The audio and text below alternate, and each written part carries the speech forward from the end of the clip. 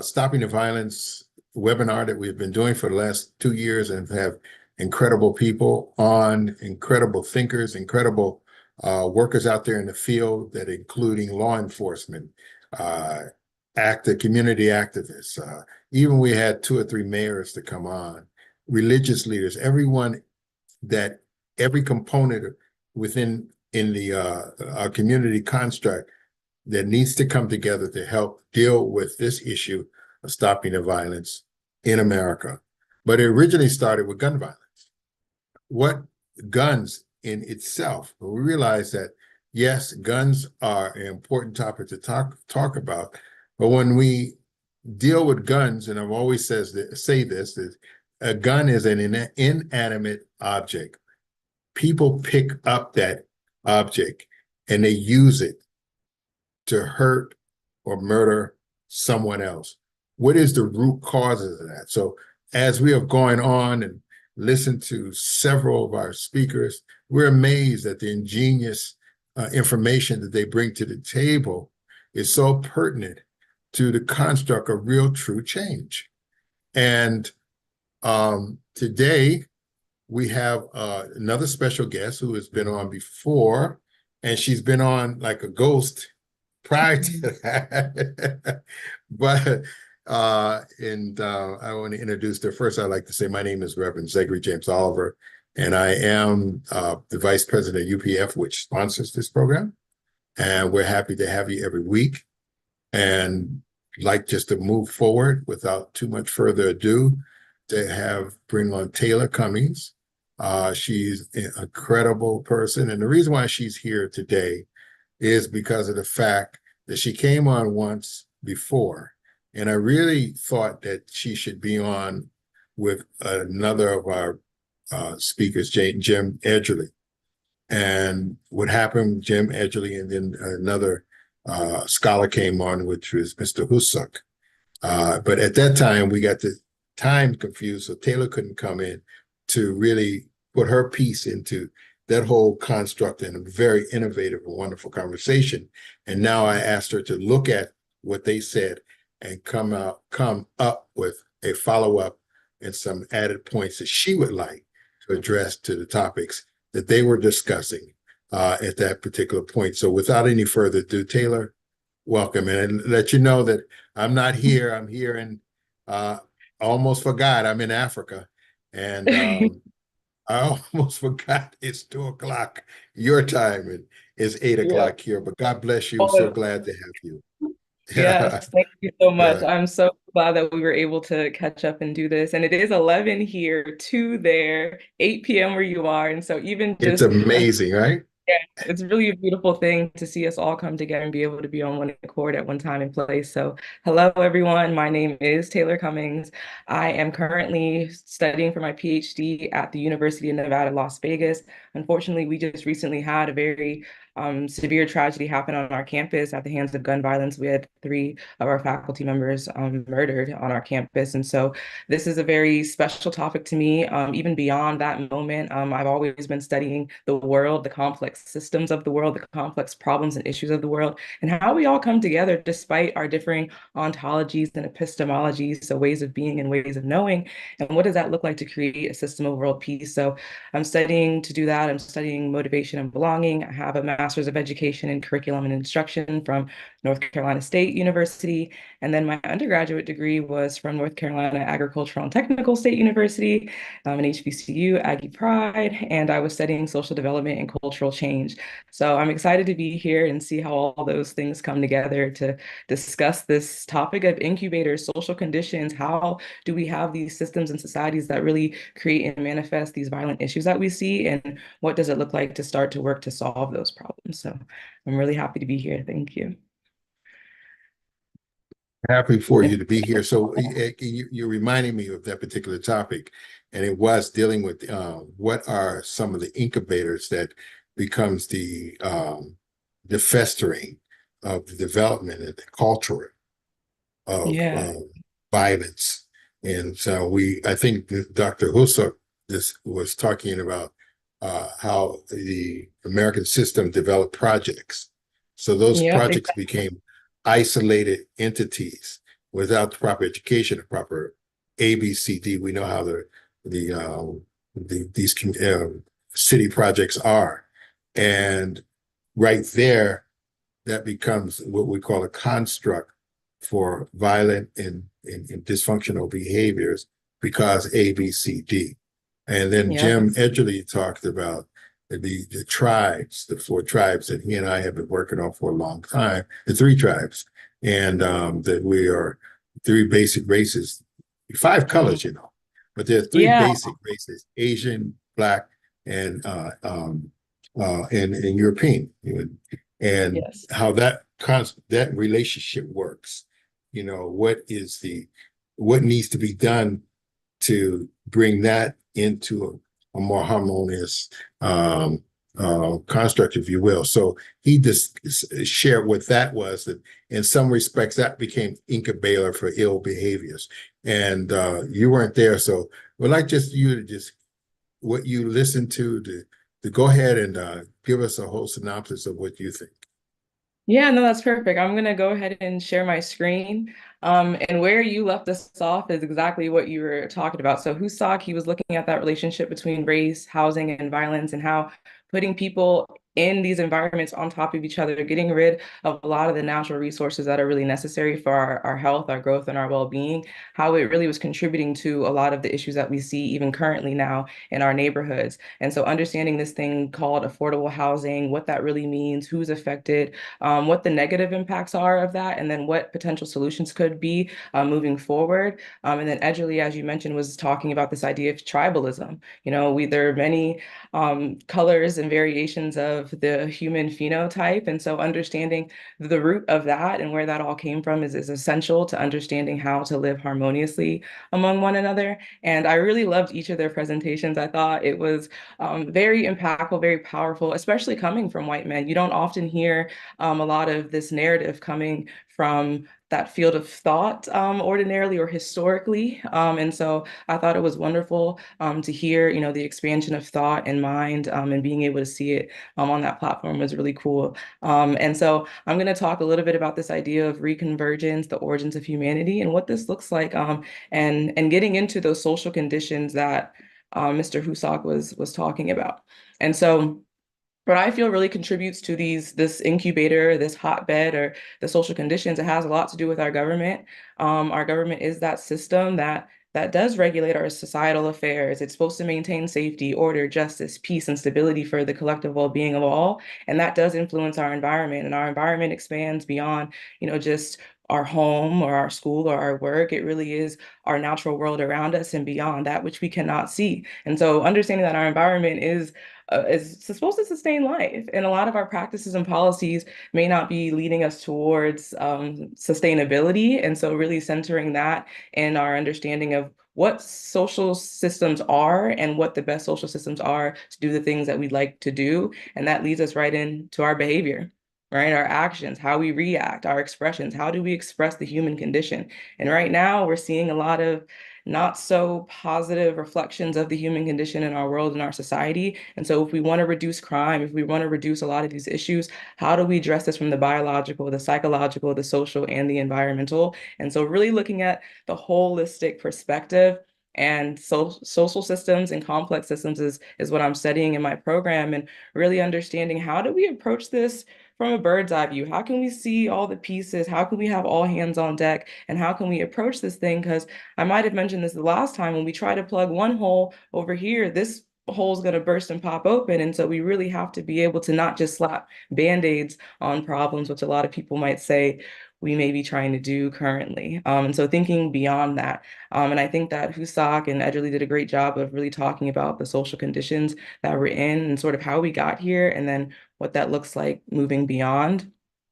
And as you mentioned, these 3 races, but you can see it's the Central Asian, East Asian is kind of here in the middle. And I'm just using the terms that Mr. Edgerly had in his presentation. And so if we understand the origin of humanity, if we understand like this evolution of races as we've been describing it, and we'll talk about socially constructed identity, right? The way that we've understand how we're connected to one another has tried to be through DNA, has been tried to be through these other biological means and then we know that race is not necessarily a biological correlation. And so really starting to understand and look at the depth and the nuance that lies in how do we understand how we all got here and the interconnectedness between us all.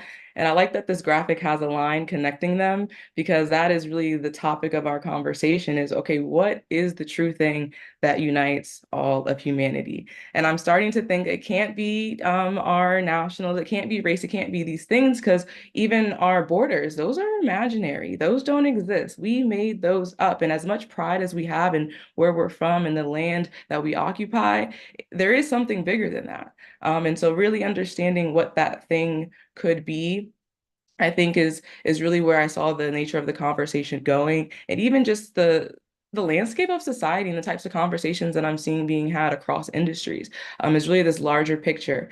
Um, but two things that I really did want to address about this idea of reconvergence, because I think that Mr. Edgerly did a great job about talking about, okay, we started here in Africa, we started to migrate throughout the land, but when he talks about the African presence returning to America, and I say returning to because it does not start at the slave ship. And when I saw that, I said, oh, okay, well, I do kind of diverge there. And I want to be very clear about and I want to just offer this reference here. This is by Ivan van Sertima, a book called They Came Before Columbus. And so really understanding that what we understand as African presence in America did not start 400 years ago, did not start on the slave ship. It was long before then. And really, this book really does problematize how we understand the term Native American and what it means to be native to this land. And so I did want to offer that level of insight. And that is something that really stood out to me when we talk about that. But I think that this idea of reconvergence is very important because what we have historically identified the nation that we call the United States of America, we've called it the melting pot. We've called it this place where we now have a mixture of many different populations, many different demographics, and we're all trying to come together. We're all trying to live positive, healthy lives, but we're seeing that we're having a lot of issues. And so what can we do to sort of combat that? And it led me to thinking more deeply just about the nature of what it is that we're even doing here. And a woman actually came up to me on campus and gave me this book the other week. And I didn't know much about Dr. Moon. I just was like, the woman was very kind, very sweet. And she just said, I'm looking for someone. I'm looking for someone. She said, I have this book. It's about peace. And she gave it to me. And I said, wow, like I study this. And she's like, oh, you might be who I've been looking for. And so we're talking, we're chatting, very pleasant conversation. I go home. I look up Dr. Moon and I'm like, Dr. Moon is the founder of the organization that I just spoke with at this webinar. And I'm like, wow, very serendipitous. And so as I'm flipping open these pages, I'm really understanding and looking at this idea of the true parent. And it resonates with me because in my research, I am looking beyond our physical reality. I am looking beyond our social systems, right, and the material, because I do feel that there is something else there. And I think there is this relationship between science and spirituality. And I was really moved by the way that they explain their advocacy and the reasons for it. And so I'd like to just read an excerpt. I just literally flipped it open and I was like, wow, this is what I've been saying. So to solve the many problems facing our world, whether they are religious or scientific, first you must know correctly about God, who is the origin of the universe, and about true parents. Then you will be able to find the solutions. And so this idea about true parents, if we are to be connected as brother and sister, then that means that we must have the same parent. But currently in our world, a lot of us have very different conceptions of what God is. A lot of us have different names, different ideals. Some don't even believe that one exists at all. So what would you be to me if you don't believe that you came from the same thing that I came from? And so really having these sorts of conversations and understanding this, especially from the historical perspective, as I mentioned with the transatlantic slave trade, African people were told to ditch the God that they knew and to start worshiping this other God in a new image. And so understanding what that is and rectifying a lot of that, whether it's misinformation, misguidance, but a lot of the confusion around our spiritual knowledge and understanding, I think is very critical. And I was blown away that this book was presented to me in the way that it was, I was blown away about the connection to this group and organization. And I just feel very hopeful that this is like sort of leading us in the right direction. And another excerpt I'd like to share before I sort of unpack a little bit of the way that I'm thinking about my framework is science is a stepping stone. So once in a while, you hear religious people devalue science as having nothing to do with God, and secular people devalue religion as having no practical use. Both sides separate God and science. Both are in error. God wants us to develop science and technology as tools with which we can exercise the dominion of love over all things. And that is God's great blessing. We must love nature with the same heart as God and cultivate it for the benefit of humanity. This is God-centered science and technology. And so this is my first time reading this book, and I was like, this connects very deeply to the way that I'm thinking about the world and the way that I'm thinking about the pillars of my research. And so as I said here, this is a work in progress. I'm in my doctoral program. I'm about to complete my comprehensive exams, which will allow me to start proposing my dissertation and then moving on to defending my dissertation. So after the semester, I will be out in 1 year. And so understanding, the complexity of our own selves, our own world that we occupy and our role in it, I've been thinking very deeply about these three pillars and how they are interconnected. And identity, I think, is essential to understanding the nature of violence, the nature of a lot of complex issues, but also the nature of those solutions. I think those who are affected by a lot of the problems, that's where we find our solutions because we're closest to it. And so really having knowledge of self, really having a deep understanding of who you are in your context is very important. And as I say here, identity really refers to our perception of self. And perception, knowing, being, belief, all these things are things that we have to really start to source through and understand what they really are. But who we are, what our characteristics are, what our values are, I think values is really pivotal in understanding the type of social systems that we're creating and how our institutions reflect those values in those systems, and what our knowledge and our experiences are and how we integrate that. And so understanding all aspects of self, how we integrate that so that we can navigate this world the best way for us. And that sort of leads us into belonging. And I don't want to really frame this as a sequential linear process or anything like that. These things can happen simultaneously all in one time in many different directions. But we do flow into belonging, and it's this feeling of feeling accepted. I feel accepted where I go. I feel respected. I feel supported, and I feel included in my environment.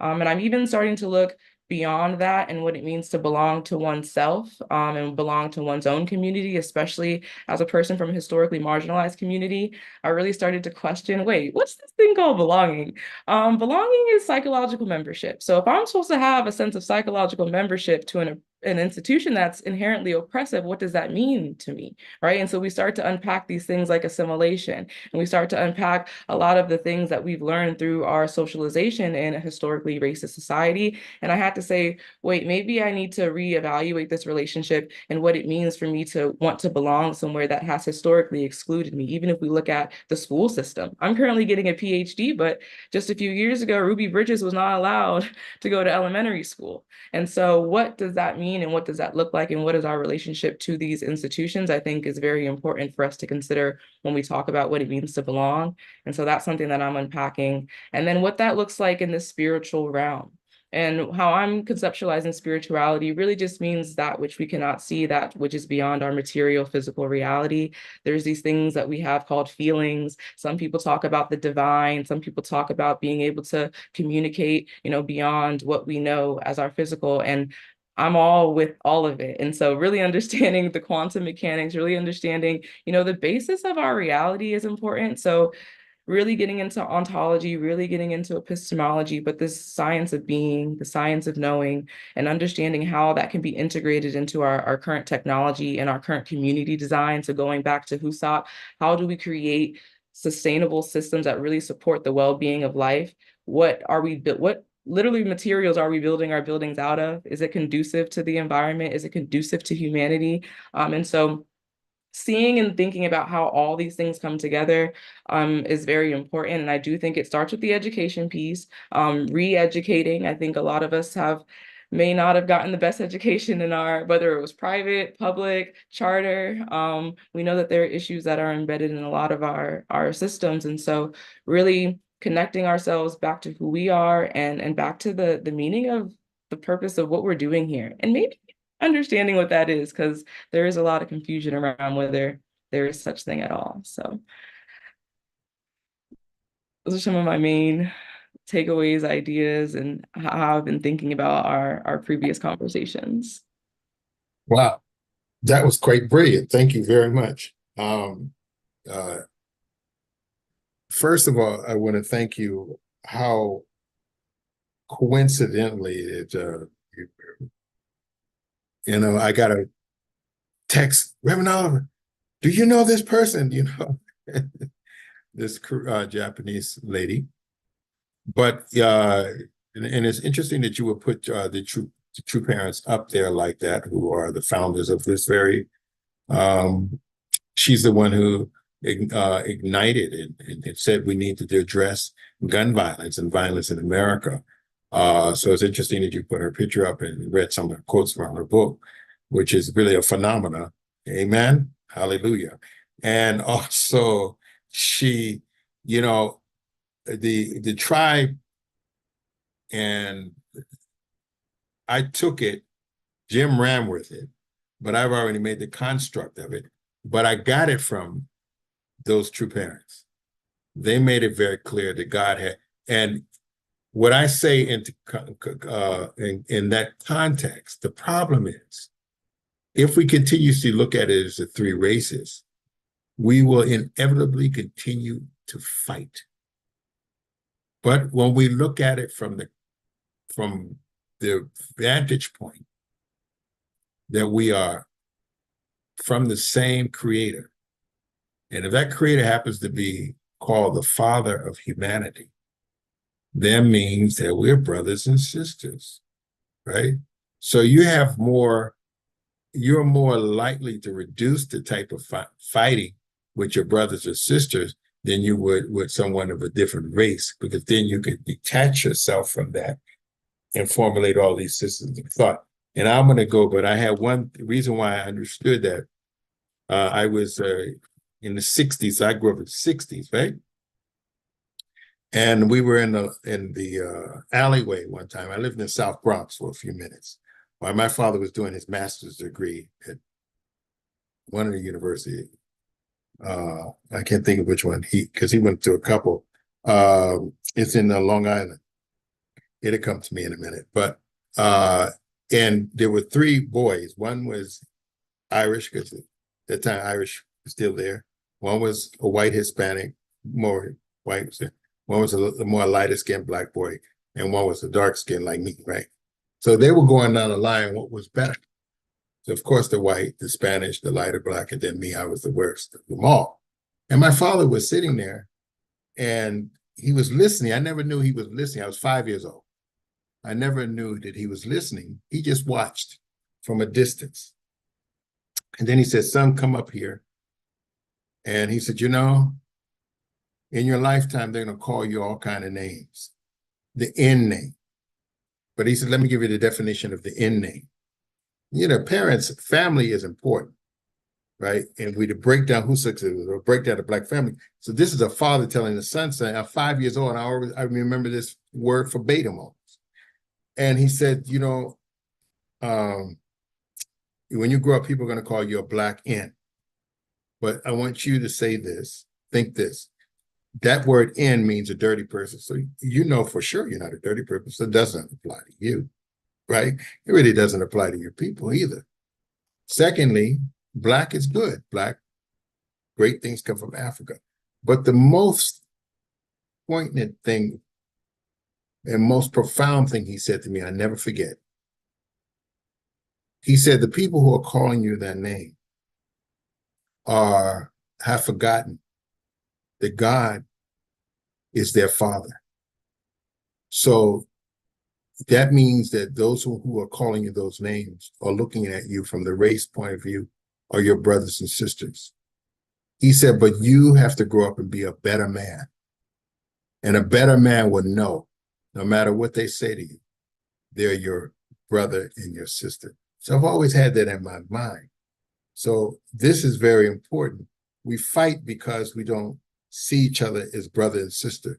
We see each other from a racial point of view. So I want to leave it like that. But I wanted Oh, to yeah, that tell, was I want to, perfect. huh? Hmm? Oh, sorry. Oh, so I want to leave it like that. I want to thank you for your presentation, and you really summed up Mr. Husak and Edgerly, and then put your piece in it. And it's like a phenomenon that you would bring up to the true parents. Most of these Yeah. people on this call are true parents. So I want to open it up for any other I, discussion. Go yeah, and I ahead, did please. No, I did just want to build. I loved your story, and I think that's very profound, and understanding the N word, what we've historically understood as the N word. And I do just want to build on that quickly from an Yes. etymological perspective. And something that's really helped me in understanding that word is looking at the etymology of that word and knowing that it came from words like negus, naga, and naga, and even back towards the Click language that had a lot to do with priesthood and kingship, and a lot of words associated with royalty. And so really understanding those roots of that word and how it has evolved to be able to use to degrade and demean and devalue and dehumanize is, I think, important as a part of that psychological trauma that we've experienced about our true nature. So I just wanted to share that as well. Yeah, And I so did it's have one amazing. more slide, Yes, some questions. please. Did you said you had a question? No, I said I had one more slide that had some questions that may even help facilitate our For sure. discussion. But Yeah. these are just questions to consider. But I see that Mr. John O'Connor has a question, so I'm happy to engage as well. But these were just three questions just based on my research is sort of where I'm at, like what I think might be helpful for us to think through. But what is peace and how do we sustain it? And that comes also with my partnership with the Peace Angels Project, who is founded artist So Lena Vola. so I have a question for you. I'm sorry to break through, No. and I'm gonna let John speak, but I do have a very pertinent question for you. Are you sure this is the first time you read Mother Moon's speech? Yeah, yeah, that's why I was so like enamored with it because I'm like, this is what I'm saying. Like this That's is what I'm like joking with you. I'm like, I'm reading these statements. I mean, it seems as if you were. Anyway, we'll leave it like that for now. We're yeah, talking for the time. yeah. So It's Mr. John, incredible, wonderful questions, right? So, hey, John O'Connor, bless you. Come on and let's hear your statements and any question you have for our wonderful young sister. Well, you're right. She is a wonderful young lady, and I'm so impressed. You, my head spin with all the different ideas you have, and you're just so full of knowledge and enthusiasm and vigor for your life. And boy, I just wish you keep going and find your way to be present in public where people can understand your heart and your knowledge. You can apply it where it could be done and used because it's you really have a lot going for you. So much. I would have to say, just need to harness it a little bit more. Yeah, I know you have a short time today to speak, but you know, it's just so many things you have in mind. Just yeah, need to really put them in a box where you can understand. We especially us out here have less education, less knowledge about, at least for my sake, you know. But my gosh, I just really admire you so much, and you bring us hope. That's for sure. You bring us hope.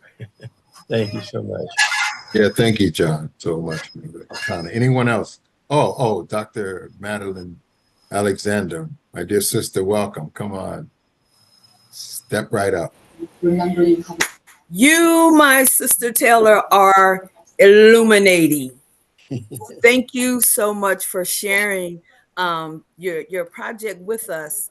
Please read Mother's book from cover to cover. It will bless you. And I say that because you're already there. And in your process, I'm sure some people don't understand. You're in the place you should be for such a time as this, and her book will confirm your placement. So I appreciate you, and I appreciate you sharing. The one thing I wanted to talk about was the and I thank God because you're young. You're this generation. So you're speaking to this generation in terms that this generation can understand. So I appreciate that.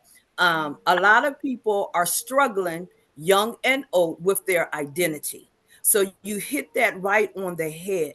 We have to do self-assessments and find ourselves, and then we can come out as our authentic self and begin to share. And that's what you're doing, and sharing your wisdom. You talked about the belonging. Sometimes we struggle, and I'm sure where you are, you're finding that place where you fit, yet there's still just a little bit of uncomfortability because you're a woman beyond your years. People, they read books and they become intellectuals and they gain knowledge. However, you've been blessed with wisdom. And I'm going to close it up with the spirituality. You have so many people now saying, well, I don't really believe in going to church, or I don't believe in those rituals, but they claim to be spiritual.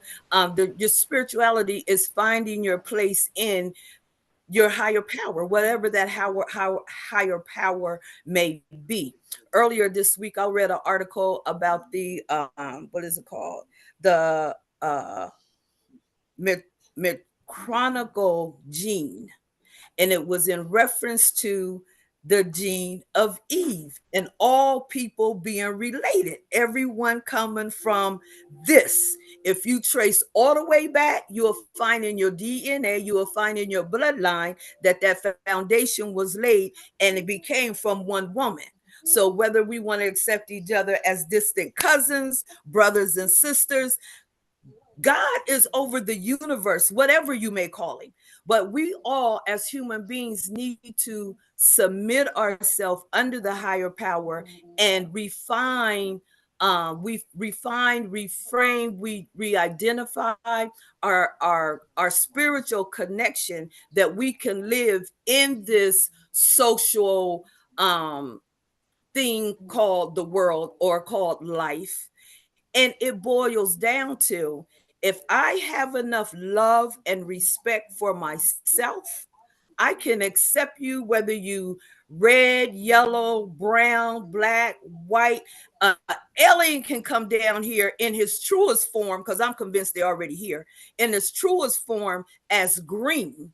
And God will give us a way to communicate. I've been to services that are different religions, and they're speaking a completely different language. But somehow in my spirit, I was able to receive it. It was translated on that level. So my young sister, you just keep doing what you're doing. I love you to life.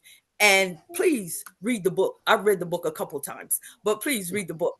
And Reverend Oliver, we talk about consequences. There's no consequences. She was looking for truth, and God led her to a place where she could dissect some truth. So thank you. I could talk for the rest of the hour, but I'm gonna be quiet now so everybody else can have a turn.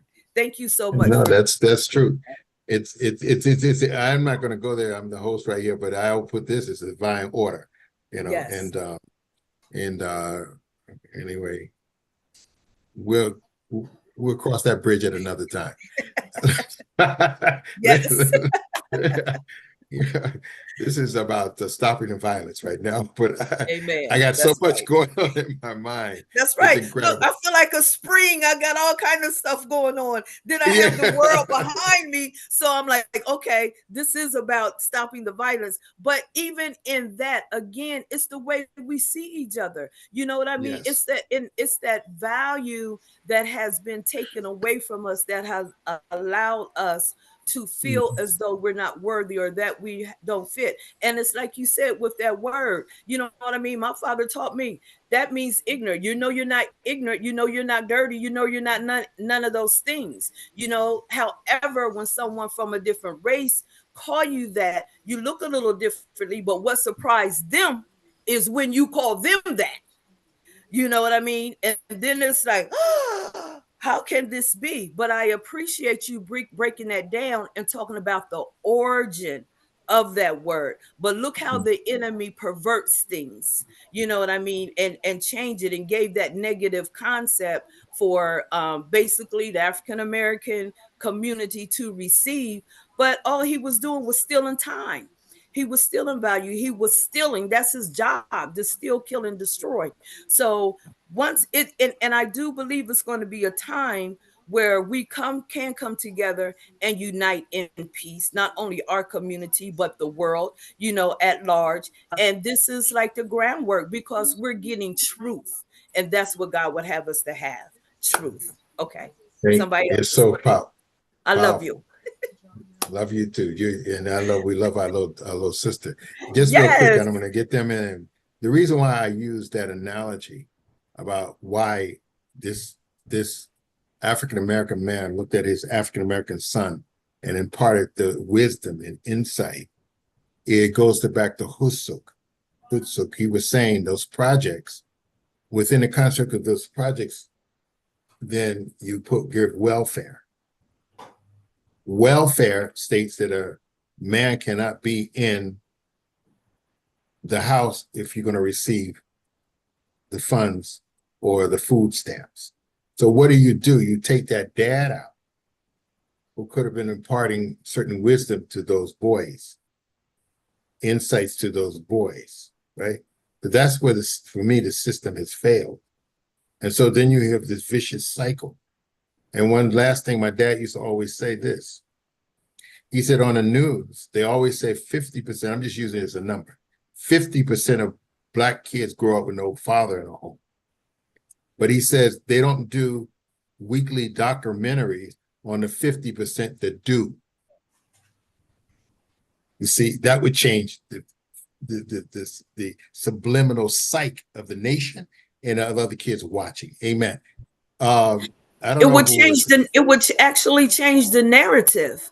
You know, it would change the narrative and take that negative focus off of what's actually going on. Okay, I'm gonna log off too. I'm gonna mute. All right. I don't know if it was Wayne or Tom Sullivan was first, but let me go with Tom. Wayne, Tom, Sullivan, I'm glad to see you. So I like to call on you first, then after that, Wayne. Thank you. Well, so much. thank you very much, Dr. Ray. Thank you. This has been really a very unexpectedly enjoyable meeting. My goodness. Taylor, I want to say hi to you, and I am looking forward to meeting you because I also live here in Las Vegas. And I'm often on the UNLV campus because I'm working with an organization closely related to UPF called Professors World Peace Academy, which is working on generating fellowship and peace action between students and professors. And it's just trying to get that going. And I'm so excited, and I want to pick up the words from Dr. Alexander a moment ago to confirm your placement. I think that's a wonderful way to say it. It took me a long time to get my doctorate, and I will say you sound just exactly where you're supposed to be because you're preparing for your comprehensive exams, right? Right? Okay. So you got all this stuff. Oh my gosh, it's this and this. That's perfect. It's perfect. You know, in a year or two, you know, when you write your thesis, that'll also be another exciting challenge. But I think, yeah, more power to you. But I really do hope to meet you. The local UPF director here is Leslie Rigney, who's also on this call. And so I hope that we can connect sometime soon. This is a great chance, and I really want to meet you and share some more ideas together. Thanks very much. Absolutely. Thank you so much. Thank you. Yeah. Thank you, Tom. Good. Also, I originally met Tom in Korea, and he did a rendition or on race or Black or something like that. So one time I thought we have to relive that and move forward on that. But I'm so happy. He's a scholar. I want to say something about that. I was asked to give a response to a scholar from Senegal who had come in and he had given a presentation, and I tried to give a corresponding presentation. And then we just finished that, and then walking off the stage, and this Zachariel buttonholed me is that we need to talk right now. Backstage, I don't know, must have been about 40 minutes, maybe more, before we got a chance to come down off the stage. Very important conversation, actually. Thank you. Yeah. All right. Thank you. Actually, I have to correct people. My first name is Zagary. Zagary. Okay. Right. I said it wrong, and I apologize to you. No. It's been what people have been doing all my life. I said at my latter age, I'm gonna get them to say it right. Before I used to ignore it, but I'm gonna get it right. Yeah, we Wayne. are in our latter age. That's right. Wayne, how are you? Well, I am very good. I'm better now than I was before I came on this presentation. Very good, Taylor. Very uplifting. The question I have for you, in this broken world that we're trying to give a new direction to, are there any movements, any organizations that truly give you hope and say this is where it's going, or any values or that our politicians, either party, doesn't matter, have given us that gives you hope? I would say yes. One, this place here, there are many of you that I've now been introduced to and been welcomed into with open arms, and I'm very grateful for it. And so that is one big part of it. Here, I've met some local politicians that I, feel are on the right track, right path. But if I think largely about movements, one that's sticking out to me right now, maybe a little unconventional or non-traditional, but it's the gospel of hip hop. It's rooted in the temple of hip hop, and they talk a lot about spirituality. And it is about, despite your race, your creed, your background, your religion, we are all people. And it really looks at how we're connected through sound, frequency, and music, but it is really understanding hip hop beyond music. And it's about being hip to your hop, right? This idea I'm aware of my movements, right? I have conscious awareness of my actions and my behavior. And so it really is a matter of understanding your values and your principles and how to act in this world. And it's led by KRS-One up in New York. But the Temple of Hip Hop, Gospel of Hip Hop, if you really get into, they have peace principles. So they have peace principles that is a guiding force of their organization and their institution. And so to me, you guys are my top two right now. That's what I've seen. Y'all are my top two. Temple of Hip Hop, UVF, y'all are my top two right now. But I would recommend that wholeheartedly. Thank you. Thank you. The floor is still open. Thank you for that. That's really incredible. Amazing. Anyone else like to share something? Floor is still Leslie Rigney. That's you. You will meet Leslie. I think you also know a few people because when I was talking to your dad, he knows a couple people who came on from Las Vegas who came on to speak. And your dad was doing something in Las Vegas. So I think he was connecting with Catherine Duncan and those people down. You know Catherine, right? Yeah, Catherine Duncan. So this is the counterpart right here. Leslie Rigney is counterpart. So the world is too small, isn't it? Your dad was saying, I said, yeah, actually, it's really interesting. I should have been somewhere else this morning, but I wasn't. So I'm here.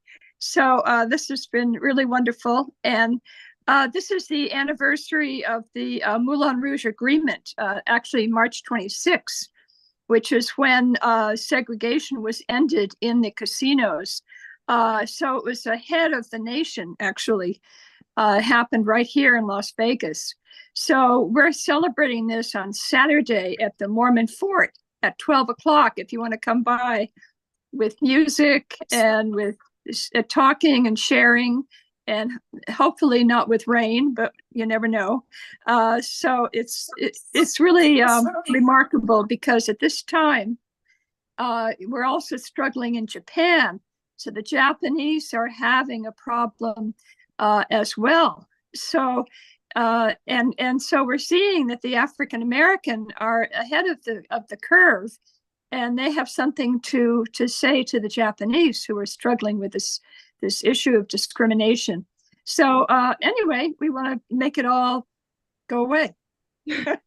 Yes, I would love to. And unfortunately, this weekend I have to travel to Washington, D.C. I'll be a discussant and a moderator at the Women Ambassadors Conference. So I'm looking forward to that. But I won't be able to make it this Saturday, but I do especially would like to touch base with you soon. Okay, very good. All right. God bless you, Taylor. Thank you for that. Anyone else? The floor is open. We have I have a few names I've seen before. Kennedy, I've seen her in a while. It's good to see her. I don't know if I'm putting her on the spot. If I am, don't worry about it. If you feel you want to ask a question, please do. Oh, well, thank you very much for acknowledging me. Greetings to you. And I'm very grateful I came on. It's a wonderful, intelligent young lady you have here today. Some very stimulating thoughts. And yeah, I'm glad I came on. I think a lot's been said today that I can think about. So thank you. Thank you. Thank you for that. And we'll go down the line. I see Sharon Pace also. Well, I just love about the hip hop. I think my 30-year-old daughters would love this. If you could put it in the chat, Annie, where do we go to learn more about the hip hop movement? All right, I can drop it. It sounds really wonderful. Yes. And thank you. You're so passionate and you believe what you say. Thank you so very, very much. Thank you. Anyone else? The floor is still open. I think I'd like to meet your dad. This is Olga. Your dad sounds really, really like a really cool guy. Yeah. I want to jump in here and say this real quick. One thing I think as we move forward, as we evolve, we have to keep this in mind. We learn. So we have a basic foundation. We have things that we've been taught, behaviors that we have become accustomed to. But there comes a time where those things no longer serve us. So we learn, we unlearn. And in that unlearned process, it's a shedding. It's a shedding of old behaviors. It's looking at when I was 16, that worked for me. Now at 64, it's not working for me. I need to let it go. And then we have the opportunity to relearn. And that's what you have introduced us today, Taylor. Some food for thought, some stimulating educational vibes that we can reconsider, rethink, and relearn some things. So that is and speaking of Dr. Moon, that's something that she's also asking us to do, to relearn, to come into this place. It blew my mind when she said, forget everything that you have learned. That is like, what? I'm 64. I've learned a lot of stuff. You know what I mean? But going through that process, I do realize that it's some things that no longer serve me. So I need to release that and open myself up to receive from our second gen, to relearn this process, even in your framing of the identity, you know, the behavior and the spirituality. Girl, you are such a boss. I love you. I am just beaming over here. I'm excited for you. I'm excited for your future. Okay, now I'm mute. All right. I saw Hans. How are you? Yes, hi. I've never seen Madeline so excited. My goodness, Taylor, you did it. Yeah, it was certainly a refreshing and enjoyable moment just to share in your world a little bit. And yeah, thank you so much for coming on today. And I guess your second question, I think, had something to do with what could possibly unite us. Yeah. Okay. So what popped into my head was, the purpose. What is this life all about? And I think as we explore that question, it becomes very personal because the Creator had a purpose, right? So what exactly is that? And how does that manifest? So I think if we discover the answer to that question, we'll start realizing, oh my gosh, we gotta really like shift gears and turn around and do this thing right, because in the end we're all one family, and that's God's dream for us. So good luck on your journey. God bless. Thank you so much. Thank you. Thank you. Thank you so much. It's good to see you, Hans. It is you too. I miss you. Yes, that's my East Coast family. And I think what will help us is if we did not concentrate on our differences, but rallied around what we had in Similar. common, that would get that would give us strength to really change things. Yeah. I think we've been conditioned to look at the differences so much because and that's the, like you said, the evil forces. That's what his or her or whoever it is, that entity, that's the way it knows that if I could keep it divided to be reflected on the way I think and I want to rule, then I can only rule by keeping us divided and seeing each other not for how God sees us, but how I see us, and that causes more conflict. But when we begin to see each other from, or we might say from what's God's viewpoint of how he sees me, then all the other scales drop.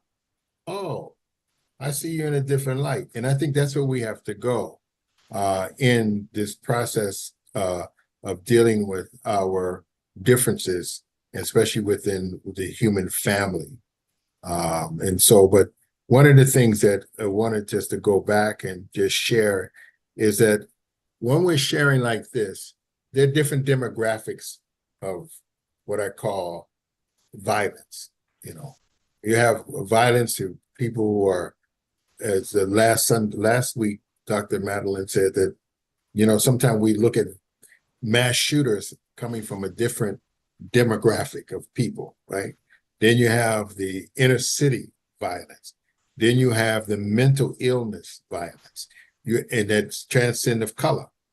But also you have to understand, or we have to look at what is it, the root cause of that mental illness, you see? And so then we go back to demographics, and looking at it, and that's very important because when we're looking at it from that vantage point, then it's easier to begin to find some healing solutions, to begin to incrementally help people to change, because then they can identify all those feelings that are there that festers and manifest into extreme violence toward one another.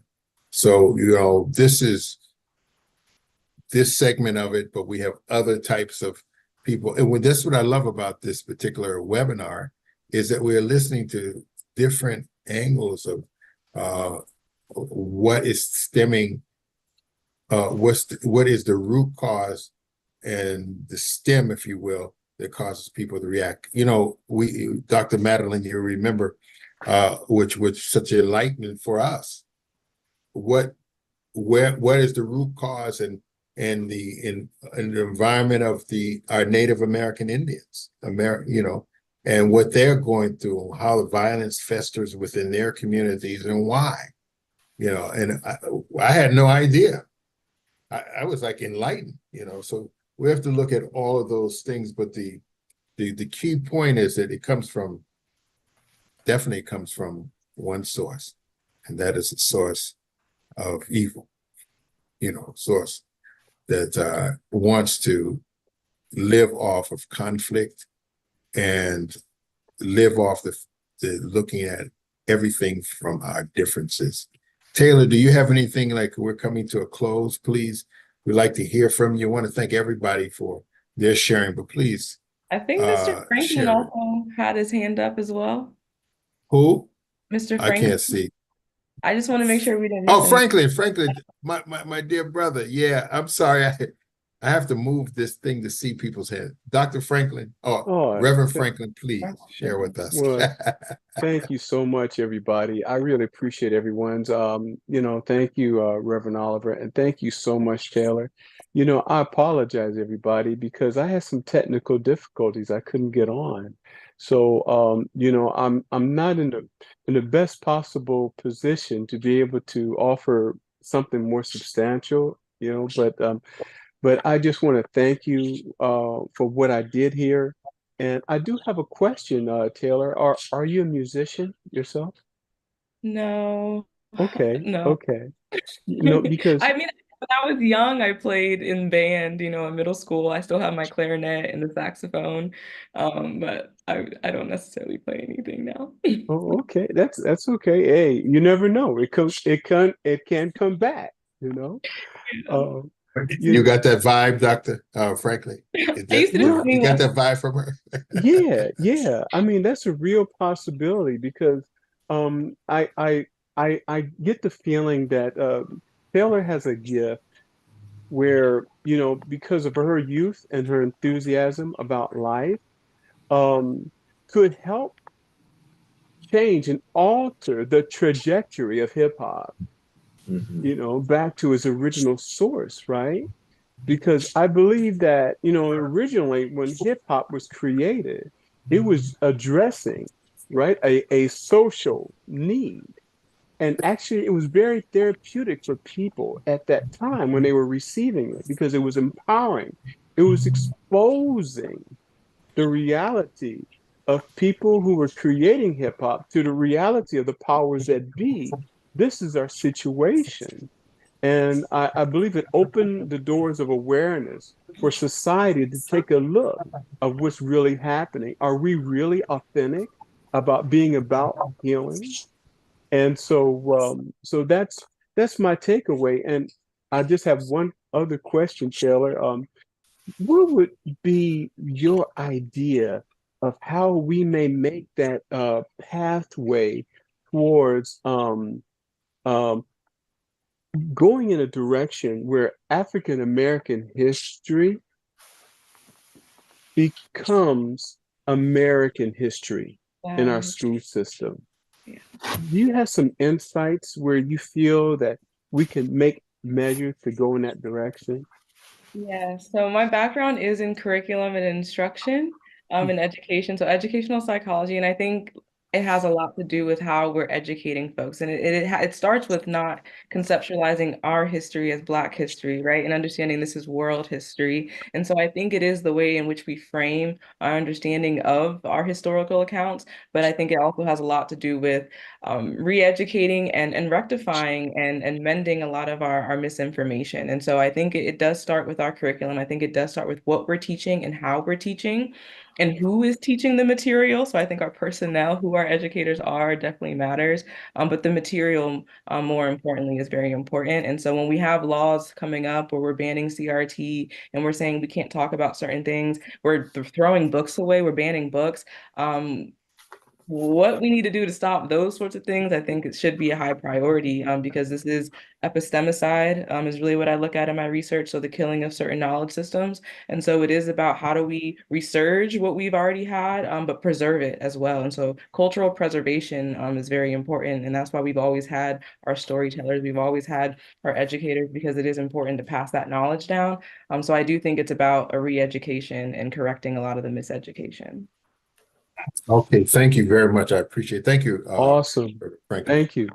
Yeah, for that. Awesome. And we're going to come to the close, and I want to thank you coming on again. And I think what you said is very a critical piece in this whole process of our relationship with one another is the black and white situation and moving forward from there. I am, when you say curriculum, I'm here in Lusaka again, brothers and sisters, but I just came from the government's office and they are signing MOU for me to write a curriculum for them. some education. For example, I'm definitely coming to you for some help in that process. And they're going to sign an agreement with you this week to write a curriculum. And I'll tell you what it is. It's really good because it's going to deal with financial literacy. And the last thing I would like to say, why is Black American history important? It's not important for division. I believe it's important to bring us together because God didn't make a mistake to bring us all together for a reason. It's a melting pot. We all bring something unique to the table, and that uniqueness is what constitutes the beauty of harmony, right? We see it in many ways anyway. The African-American music is influenced by the European music, and the European music is influenced by the African-American music. We all came together, and we're influencing, and it's moving the world, right? So there's a positive reason why we have to look at the history. For the history is not for guilt's sake, but the history is to see how we can harmonize and what beauty that we all bring to the table of goodness. And so I want to thank you so much, because I think that's the journey that you're on, and that's what you're telling us through your presentation. So God bless you. I want to thank everyone for coming on. Hans, it's good to see you. By the way, any of you seen those flyers that we sent out? It's Hans' daughter. She produces those flyers every week. So let's give that a big hand. And I want to thank it's such a great Thomas Sullivan and always Franklin, and then my dear sister. Yeah, you want to roll today, Dr. You're on a roll. Thank you so much. We will talk. God bless you. Have a great night. I mean, great day. It's night for Great me. day. Yeah, great day. We God love bless. you. Take care, God bless Taylor. you Take all. care. Good to see you, Hans. God bless everyone. Thank you. You too. Thank you, Taylor. Taylor, we'll be Dr. talking. Alexander, thank Good you. luck on your journey there. Yeah, Yes. thank you, Taylor. Yes. Very Oops, my hand inspirational. went up. See you soon. Yeah. Awesome. Thank Classic. you. Oh, we see the waving hand of Olga. We see the Yes. hand Olga is waving. Yeah. Reverend Franklin feels the musician's heart in your delivery, That's because it true. was Yeah, music yes. to our Musical. ears. Yep.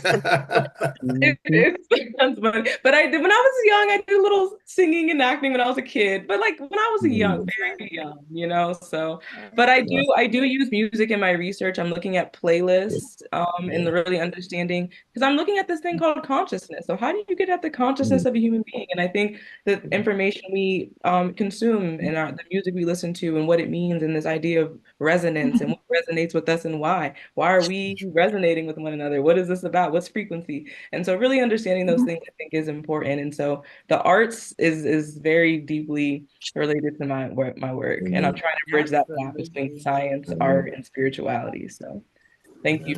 You know, she takes me back to the 60s and the 70s.